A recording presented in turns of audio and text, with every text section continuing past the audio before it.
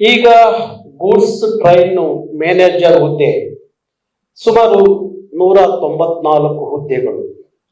ಅದರಲ್ಲಿ ಕರ್ನಾಟಕ, ಬೆಂಗಳೂರು ಮತ್ತೆ ಹುಬ್ಬಳ್ಳಿಯಲ್ಲಿ ಸುಮಾರು 101 ಮತ್ತು ಬೆಂಗಳೂರಲ್ಲಿ 194 ಹುದ್ದೆಗಳಿಗೆ ನೀವು ಬರೀರಿ ಅಂತ ಹೇಳ್ತಾರೆ.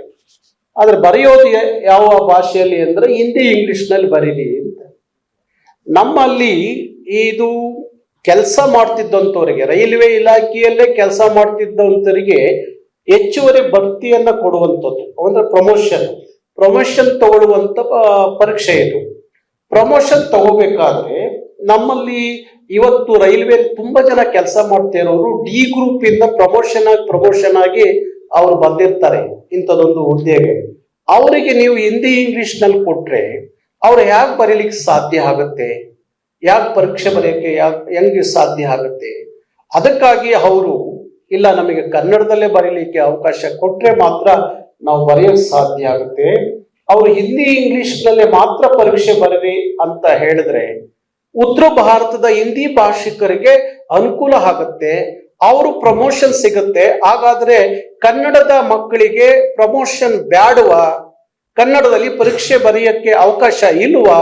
ಅವಕಾಶ ಕೊಡಲ್ಲ ಅನ್ನೋದಾದ್ರೆ ಕನ್ನಡದ ಮಕ್ಕಳು ರೈಲ್ವೆ ಇಲಾಖೆಯಲ್ಲಿ ಕೆಲಸ ಮಾಡ್ತಿರೋಂಥವರಿಗೆ ಪ್ರಮೋಷನ್ ಸಿಗದೆ ಅನ್ಯಾಯ ಮಾಡಿದ್ರೆ ಭಾರತದ ಒಕ್ಕೂಟ ಅಂತ ಹೇಳಿ ನಾವು ಯಾತಕ್ಕೆ ಒಪ್ಕೋಬೇಕಾಗುತ್ತೆ ಅನ್ನೋ ಪ್ರಶ್ನೆ ಅವ್ರ ಮುಂದೆ ಇದ್ದ ಕಾರಣ ಅವರು ಸಹ ಹೇಳ್ತಾ ಇದ್ದಾರೆ, ನಾಳೆ ನಾವು ರೈಲ್ವೆ ಪರೀಕ್ಷೆಯನ್ನ ಬಹಿಷ್ಕರಿಸ್ತೀವಿ ಅಂತ ಹೇಳ್ತಾ ಇದ್ದಾರೆ.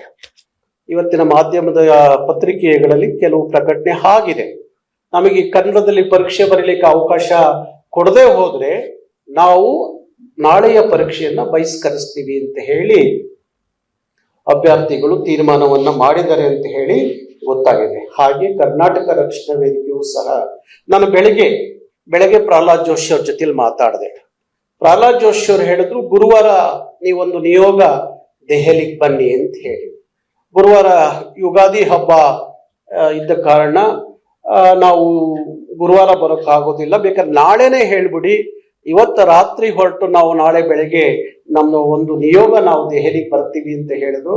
ಅದಕ್ಕೆ ಇಲ್ಲ, ನಾಳೆ ಕಷ್ಟ ಆಗುತ್ತೆ, ಅವರು ಹೊರಗಡೆ ಇದ್ದಾರೆ ರೈಲ್ವೆ ಕೇಂದ್ರ ಸಚಿವರು, ಅದಕ್ಕಾಗಿ ಶನಿವಾರ ನಾನು ನಿಗದಿ ಮಾಡ್ತೀನಿ, ಶನಿವಾರ ನೀವು ದೆಹಲಿಗೆ ಒಂದು ನಿಯೋಗ ಬನ್ನಿ, ಏನು ಕರ್ನಾಟಕದಲ್ಲಿ ರೈಲ್ವೆ ಇಲಾಖೆಯಲ್ಲಿ ಏನು ಅನ್ಯಾಯ ನಡೀತಾ ಇದೆ ಅದರ ಸಂಪೂರ್ಣವಾದಂತ ಮಾಹಿತಿಯನ್ನ ನೀವು ತಗೊಂಡು ಬನ್ನಿ ಅನ್ನೋ ಮಾತನ್ನ ಹೇಳಿದ್ರು.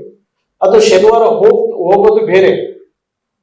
ಆದ್ರೆ ನಾಳೆ ನಡೆಯುವಂತ ಪರೀಕ್ಷೆಗೆ ಕನ್ನಡದ ಅಭ್ಯರ್ಥಿಗಳಿಗೆ ಅನ್ಯಾಯ ಮಾಡೋದು ಎಷ್ಟರ ಮಟ್ಟಿಗೆ ಭಾರತ ಸರ್ಕಾರಕ್ಕೆ ಇದು ಸರಿ ಅಂತ ಅನಿಸ್ತಾ ಇದೆ ಅನ್ನೋದು ನಮ್ಮ ಒಂದು ಚಳುವಳಿಯ ಮೂಲ ಇವತ್ತು ಕಾರಣ ಆಗಿದೆ. ನಾಳೆ ನಾವು ಸಹ ತೀರ್ಮಾನ ಮಾಡಿದ್ದೀವಿ. ಕರ್ನಾಟಕ ರಕ್ಷಣಾ ವೇದಿಕೆ, ನಾನು ನಮ್ಮ ಹುಬ್ಬಳ್ಳಿ ಮತ್ತು ಆ ಭಾಗದ ಧಾರವಾಡ, ಬೆಳಗಾವಿ, ಬಾಗಲಕೋಟೆ, ಗದಗ ಜಿಲ್ಲೆಯ ಎಲ್ಲ ಕಾರ್ಯಕರ್ತರಿಗೆ ಕರೆ ಕೊಟ್ಟಿದ್ದೀನಿ.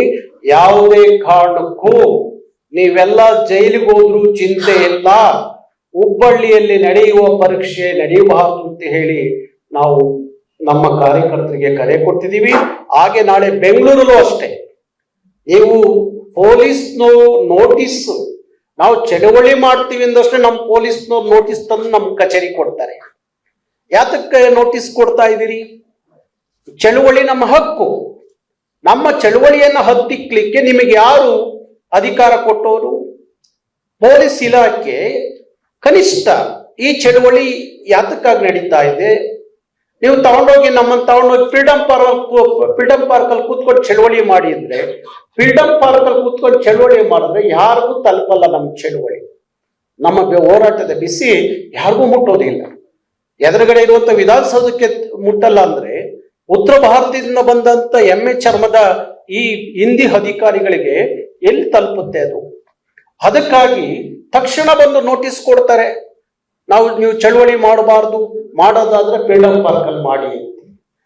ನೀವು ನೋಟಿಸ್ ಕೊಟ್ರಲ್ಲ, ಇನ್ನೂ 100 ನೋಟಿಸ್ ಕೊಟ್ರು ನಾಳೆ ನಮ್ಮ ಚಳುವಳಿ ನಡೆಯುತ್ತೆ. ಇಡೀ ಕರ್ನಾಟಕದಲ್ಲಿ ಎಲ್ಲೆಲ್ಲಿ ಮೈಸೂರು, ಹುಬ್ಬಳ್ಳಿ, ಬೆಂಗಳೂರಿನಲ್ಲಿ ನಮ್ಮ ಚಳುವಳಿ ನಡೆಯುತ್ತೆ.